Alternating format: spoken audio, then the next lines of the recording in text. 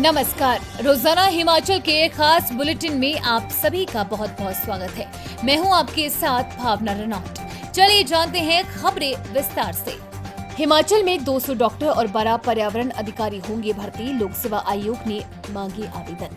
हिमाचल प्रदेश स्वास्थ्य विभाग में 200 डॉक्टरों की भर्ती होगी। प्रदेश सरकार स्वास्थ्य अधिकारियों के 200 पद लोक सेवा आयोग के माध्यम से भरने जा रही है। राज्य लोक सेवा आयोग ने बुधवार को भर्ती के लिए इच्छुक और योग्य उम्मीदवारों से ऑनलाइन भर्ती आवेदन आमंत्रित कर दिए हैं। ऑनलाइन आवेदन की अंतिम तिथि 31 दिसंबर 2024 तय की गई है। उम्मीदवार 31 दिसंबर 2024 को 11:59 तक आवेदन शुल्क का भुगतान कर सकेंगे। एक बार भुगतान किया गया परीक्षा शुल्क वापस नहीं किया जाएगा। दिसंबर से फरवरी के बीच हिमाचल के जिलों में कम पड़ेगी ठंड, जाने क्या है मौसम का पूर्वानुमान। हिमाचल प्रदेश में इस बार कम ठंड पड़ेगी। दिसंबर 2024 से फरवरी 2025 तक अधिक हल्की सर्दी होने के आसार हैं।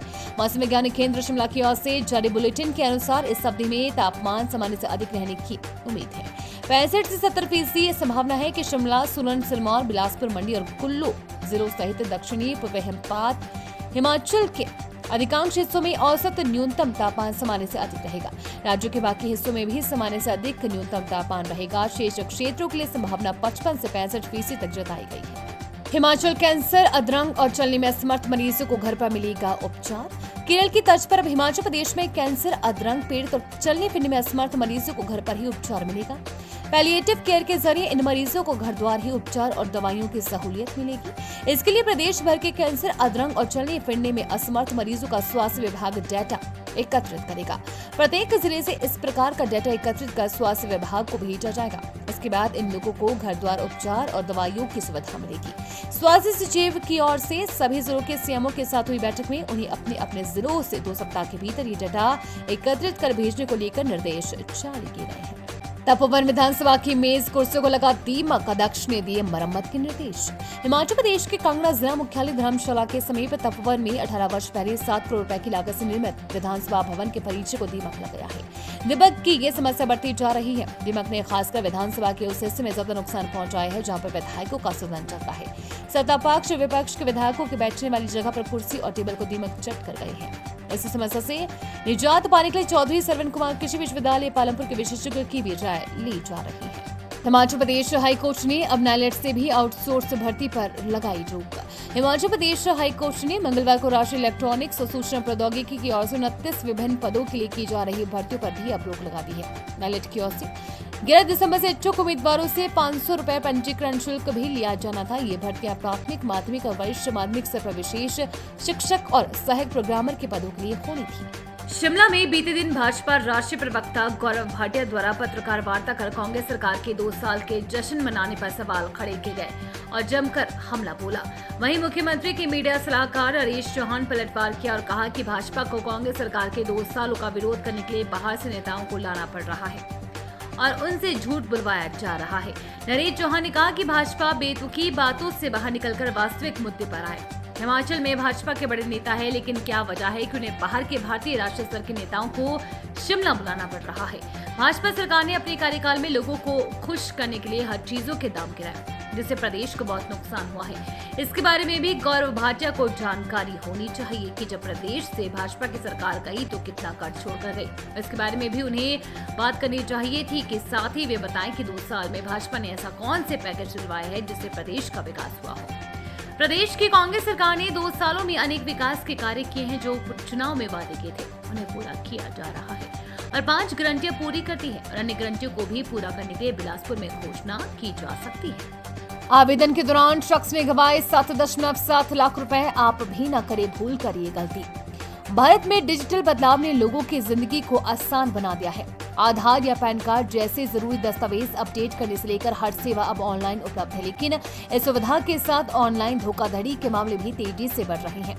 ऐसा ही एक हैरान करने वाला मामला कानपुर से सामने आया है, जहां एक बुजुर्ग व्यक्ति ने अपने परपोते के पैन कार्ड के लिए आवेदन करते समय 7.7 लाख रुपए गंवा दिए। कानपुर के सर्वोदय नगर के नवशील मोती विहार में रहने वाले 72 वर्षीय सुरेश चंद्र शर्मा ने अपने परपोते कनिष्क पांडे के लिए पैन कार्ड बनवाने के लिए ऑनलाइन सर्च किया।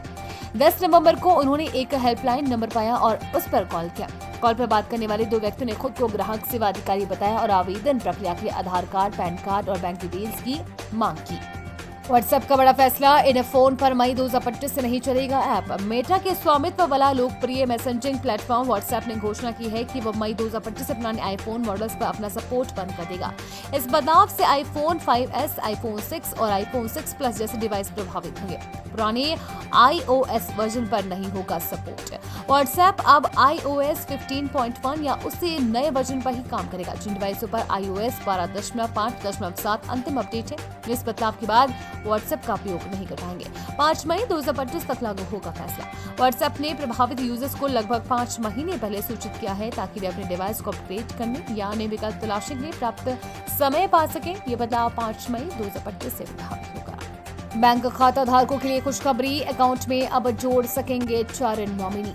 बैंक खाता धारकों के लिए खुशखबरी है, अब आप अपने बैंक अकाउंट में एक की बजाय 4 नॉमिनी जोड़ सकेंगे। ये बदलाव बैंकिंग कानून विधेयक 2024 के तहत किया गया है, जिसे मंगलवार को संसद में वित्त मंत्री निर्मला सीतारमण ने पेश किया है और मंजूरी मिल गई है। इसके तहत खाता धारकों और लॉकर होल्डर्स को नॉमिनेशन के नियमों में बड़ी राहत दी गई है। क्या है नए नियम? वित्त मंत्री निर्मला सीतारमण ने संसद में बताया कि अभी तक बैंक खाता धारकों को अपने डिपॉजिट या लॉकर के लिए केवल एक नॉमिनी जोड़ने की अनुमति थी, लेकिन नए नियमों के तहत जमाकर्ता अब एक समय में या क्रमिक रूप से अपने खाते में 4 नॉमिनी जोड़ सकते हैं। ये बदलाव खाता धारकों को अधिक विकल्प और लचीलापन देगा। प्रदेश के हवाई अड्डों की सुरक्षा के लिए बनाई जाएगी स्पेशल फोर्स, तैयार किया जा रहा है प्रस्ताव। हिमाचल प्रदेश में हवाई अड्डों की सुरक्षा के लिए स्पेशल फोर्स का गठन किया जाएगा। स्पेशल फोर्स को केवल हवाई अड्डों की सुरक्षा के लिए ही तैनात किया जाएगा। ऐसे हिमाचल पुलिस के जवानों की होने वाली तैनाती से भी राहत मिलेगी। इन जवानों की सेवाएं फील्ड में ली जा सकेंगी। हवाई अड्डों की सुरक्षा को लेकर अलग से स्पेशल फोर्स के गठन को लेकर हाल ही में समीक्षा बैठक के दौरान सुरक्षा जवानों की संख्या को बढ़ाने का मुद्दा उठा था। इसके बाद जिला प्रशासन और कांगड़ा पुलिस को इसके लिए प्रपोजल तैयार करने के निर्देश दिए गए हैं। सिगरेट, तंबाकू और कपड़ों पर हो सकता है जीएसटी बढ़ाने का फैसला, जाने किस दिसंबर की बैठक से जुड़ी महत्वपूर्ण जानकारी। भारत में आगामी 21 दिसंबर को जीएसटी काउंसिल की महत्वपूर्ण बैठक होने जा रही है, जिसमें कई अहम फैसलों पर विचार किया जाएगा। इसमें सबसे बड़ा मुद्दा सिगरेट, तंबाकू और कोल्ड ड्रिंक जैसे उत्पादों पर जीएसटी की दरों में वृद्धि हो सकता है। इसके अलावा कपड़ों पर जीएसटी दरों में भी बदलाव की संभावना जताई जा रही है। अगर ये प्रस्ताव पास हो जाते हैं तो उत्पादों के दामों में भारी बढ़ोतरी देखने को मिल सकती है। आइए जानते हैं कि इस फैसले के बारे में विस्तार से क्या जानकारी सामने आ रही है।